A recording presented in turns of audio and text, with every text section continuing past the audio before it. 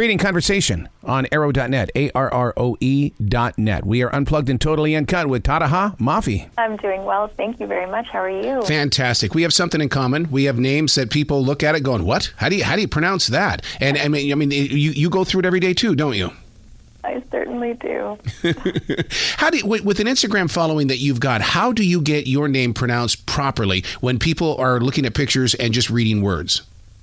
I often don't get my name pronounced properly, but I do occasionally pop my head in or do some kind of recording for people to tell them how to say my name, which is Tahereh, by the way. I love the ring to it. I mean, because you write about Persian mythology. Do you not feel that maybe that you are a Persian mythology in 2022? I mean, it's obviously in my blood. I mean, I am Persian, so, it is fun also to draw upon all of those texts and textures and traditions that inspired and informed my identity. Setting out to write a trilogy, and it all begins with the Woven Kingdom. As a creative mind and person, how do you lay this out? Is it something where you sit down and you say, okay, I think this is going to be a trilogy. I'm just feeling the moment. Yes. Yeah, I definitely knew that this was going to be an expansive series from the get-go.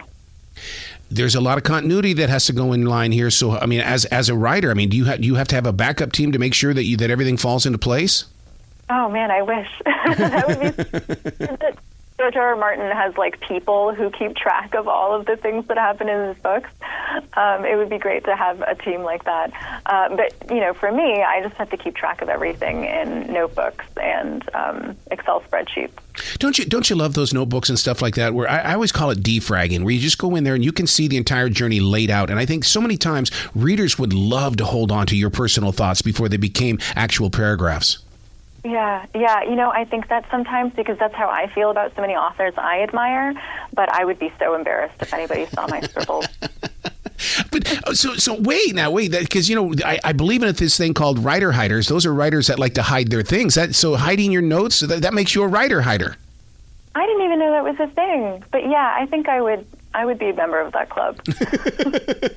How did the book come to you? Because, there's so many times I could be walking in a mall and John Lennon comes into mind, and that's how my book with John Lennon happened. What about you? How did this book start, and it was like given birth? Oh, wow. Okay, so the book itself is being pitched. We're pitching it as like a Persian Game of Thrones with a bit of a Bridgerton vibe. So, clashing empires, forbidden romance, magic, court intrigue, etc. All of that, came to me because it was something. These are things that I love and that I wanted to include in the story. But the opening line is about a girl who is, the main character. Her name is Alizeh. She's freezing and she's sitting inside of, basically inside of the hearth, and this becomes the fact that she's cold is very, very important to her character. It's like an essential attribute of who she is. And this was inspired because I was very, very, very cold one day, and I was basically sitting inside the fireplace. I was so cold, and I couldn't stop thinking about it, and I just started writing it. But see, isn't that what readers love most is the fact that, you draw this picture with your words about being cold, and they're going, I've been there. I've got, and you keep us engaged in the storyline. Oh, I hope so. Which can be a chore, because you know how the perfectionist is in every one of we who write, because it's like you want to go back and you want to take this out, you want to put this in. Oh my God, does it still have flow? Where's it growing? Right, absolutely. It's always a challenge. This is I've lost track, my 14th book. Wow. And it never gets easier. Every time I sit down to write a book, it's always hard. Yeah, I'm so glad you admitted the 14 books, because so many times people set out to write a book, these hider writers or writer hiders and stuff like that, and they think that because the first one was such a challenge, I'll never do this again. And that's why I always say that people like yourself who take that chance, who make that leap of faith, you're the one that's inspiring the next generation of writers. Oh, that's very kind of you to say. I really do believe that it is a monumental accomplishment to simply write a book. And if you can do it, that actually means you can do it again. Aren't we all born to be writers, but it's teachers with red pens that silence us? That's beautifully said. I think that's absolutely true. We all have something to say. Mm-hmm. So the ever-changing reader, especially over the past 25 months, what is going on with their imagination since they're consumed by so much other content? Honestly, I think we could talk about this. I think we could talk about that for a while, but I really think that the average reader today, especially, as you said, within the last 25 months, is looking for an escape. Mm-hmm. I think we're all looking for something, a different world, a different, excuse me, I've got a frog in my throat. We're looking for something we're looking for hope, really, at the end of the day.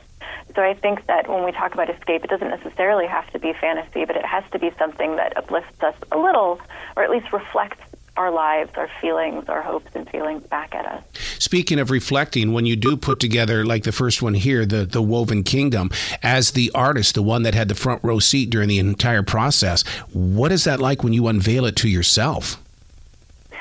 There's always this magical time, and I wonder, maybe you've had this experience too, but for me, there's always this really magical time when you're writing a book that no one has yet read, that feels really, really special. Mm-hmm. I really love creating in a vacuum, in quiet, and so there's always it's like this beautiful time when your story is still becoming, and I really treasure that. And then, so it's exciting, but also a little scary, because it's exciting creating, but then it's a little scary because you know that eventually you're going to have to let it go and share it with the world and hope that they like it.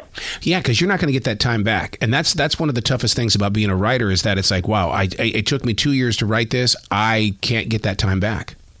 Right. That's true. That's true of everything, isn't it? So better make sure that our time is well spent. But when it comes to writing, though, you're sending your soul out into other people's eyes. The storylines and the way that you build up the excitement and stuff like that all generates from your imagination. Yeah, isn't it a weird job to commodify our blood, sweat, and tears, and then put a price tag on that? It's so weird. Going through the process of relinquishing it, because in reality now, the book doesn't belong to you anymore. It belongs to those that are picking it up and going, "Oh my God!" Right? Yeah, that's hard. It's also wonderful. I think this is maybe not necessarily true across the board, but for the most part, in my experience, most it's a self-selecting group of people who become writers. Mm-hmm. Often, not always, but often we are fairly introverted, and we spend, a lot of time alone in silence, speaking with imaginary characters. Yep. And, so it's really special to be able to share this thing that you have created by yourself with other people. And if it hits, if you find an audience, it's just so gratifying. It can be so rewarding. Well, with writing a trilogy, you don't have to go through the process of mourning the loss of those characters after one book. You get to be with them for 3. That's true. I think that's part of the reason why I like writing big series. I get emotionally attached to these characters.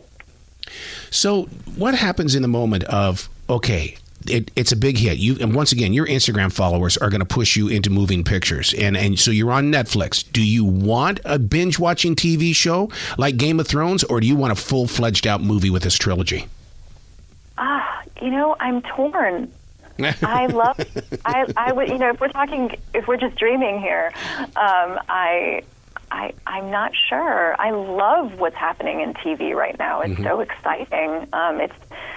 TV has changed so much in the recent years, so I feel like so much can be done. But I also miss the excitement of going to the movies to watch a big, exciting film. I don't know. I hope that comes back. Absolutely. Well, you know what has come back in the past 25 months? People are buying physical books. It's not all about that digital connection anymore. And I love the fact that I see people holding on to those books. Yeah. It's like vinyl, or film photography making a comeback. Wow. Speaking of coming back, you got to come back to this show anytime in the future. Come on. I want to talk with you every time you release these books in this trilogy. Thank you so much. It's been a pleasure speaking with you. Well, you be brilliant today, okay? Thank you so much. I hope you have a wonderful day.